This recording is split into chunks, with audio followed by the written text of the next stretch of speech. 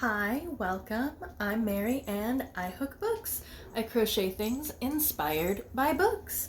And today, Munster and I are here to talk about my top 10 mystery books of 2024.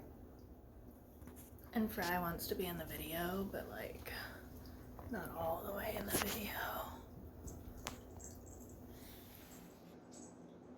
Number 10 is A Deadly Inside Scoop, and this is about a woman that inherits her family's ice cream shop in Cleveland in winter, and things don't go very well because she's opening an ice cream shop in Cleveland in winter.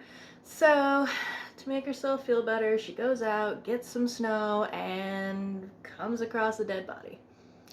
This made me a little bit nostalgic for my time up north, and I like the family dynamics and this budding romance.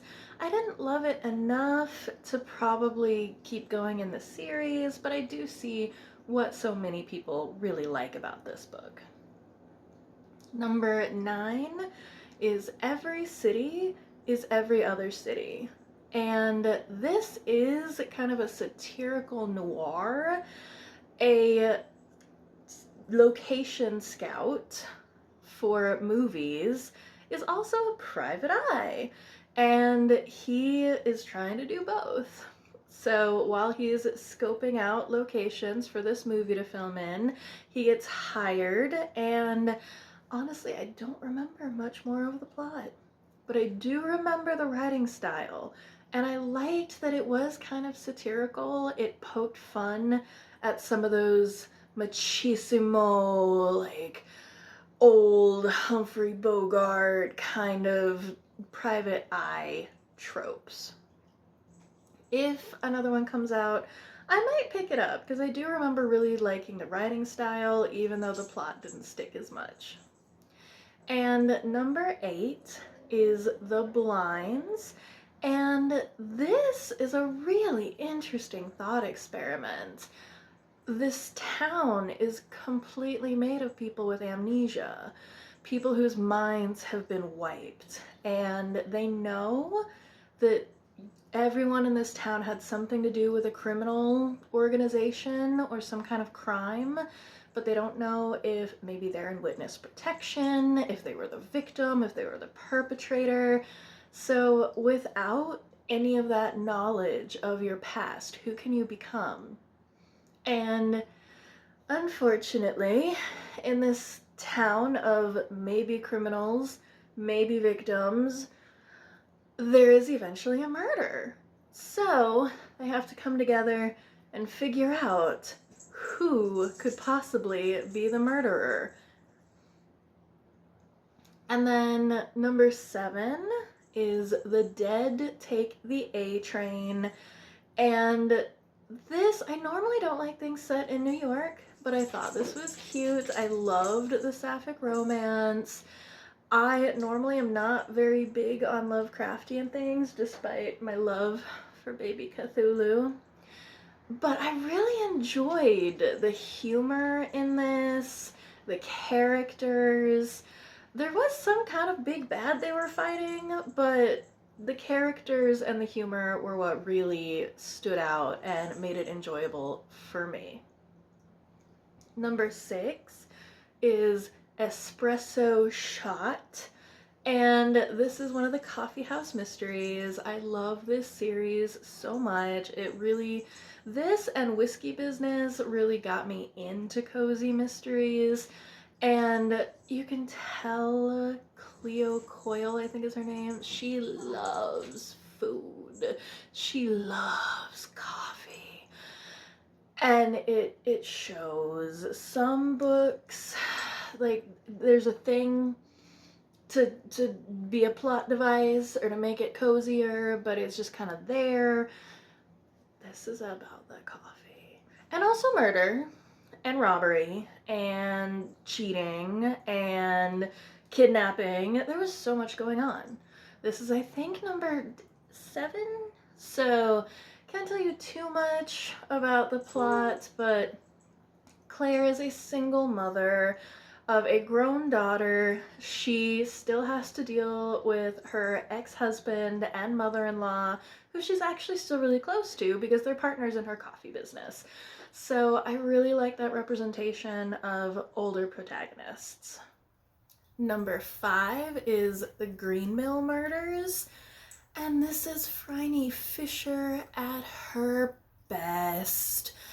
I normally don't like historical fiction very much, but the women, especially Phryne, in this series, they're so empowered, they're so smart, they own who they are, they own their own bodies, they own their own thoughts, and I love that. The other characters are so fun and quirky, and I like that they put so much historical stuff, like real historical stuff, into the plots. Because, I don't know, Australia is just a really interesting history. I mean, tragic and colonialism is wrong, but, like, it's really interesting. And the 1920s were a really fun time. So, in this one, our lady detective, as always, gets hired to solve a murder, and this one actually gets kind of twisty, and she ends up flying her own plane to the outback and finding a long-lost somebody, and there's a wombat, and, like, he's a major plot point, and I loved it so much. And then, number 4, oh, still have the price tag on it from the Half Price books. Hope Never Dies. The bromance of Barack and Biden. And they have to team up to find who killed an Amtrak conductor. It was just the hope-filled, cozy read I needed. And number 3, Tuesday Mooney Talks to Ghosts. And there's so much in this that really shouldn't work for me. She is kind of a younger protagonist. She's in like a perpetual goth phase, but it's just kind of who she is. And the beginning of this story, she is working at some kind of a charity event. This man, dressed as Dracula, just shows up, has a heart attack, and dies. So that's the first chapter. And they have to figure out who he was. Was it actually a heart attack? Was it murder? And it's a really interesting mystery. There is a really cute sapphic romance in here as well that I really liked. And the humor really was just, it's my jam. And number 2 is Holiday Grind. This is another one in the coffee house mysteries, and somebody killed Santa. Like, we have to solve that mystery. I mean, not the real Santa, clearly, but he was one of the Santas that stood on the corner and rang the bell and you donated to charity or something. He was a nice guy and always went to the coffee shop. And unfortunately, Claire Cozy, our protagonist, finds her friend dead in an alley in his Santa outfit and has to figure out who would kill Santa, why, and who really was he. So, another cozy. The number 1 best mystery that I read this year was Everyone on This Train is a Suspect.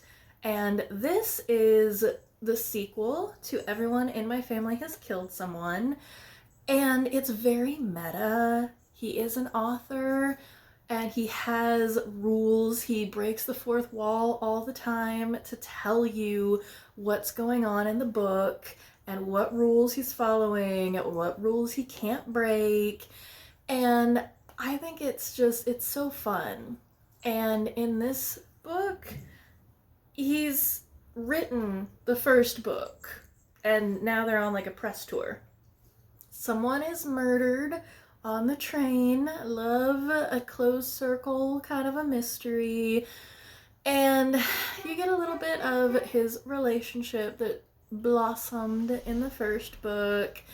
And I just love the super meta-ness of this. And I just found out that there's also a Christmas book in the series, so I'm gonna have to pick that up too. So that was my top 10 mysteries for 2024. I will have a separate video talking about my thrillers. There is a lot of overlap, but I think I have enough thrillers that are strictly thriller and mystery that are strictly mystery to justify 2 lists. And I get to share more books that way. So,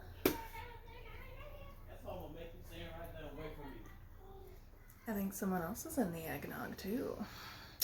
So, what else are you reading? Are you going to pick up any of these? What was your favorite book, your favorite mystery book of 2024? And as always, please do the YouTubies. So like, subscribe, share, comment, all that. If you'd like to financially donate to the Yarn and Fancy Feast Fund, there's a Buy Me a Coffee link in the description box. And almost time for New Year's, not new you. You're always gonna be you. Wherever you are, there you are. But we're gonna make a fresh start, have a wonderful 2025, and we are going to just keep our shoulders back, our heads up, and breathe.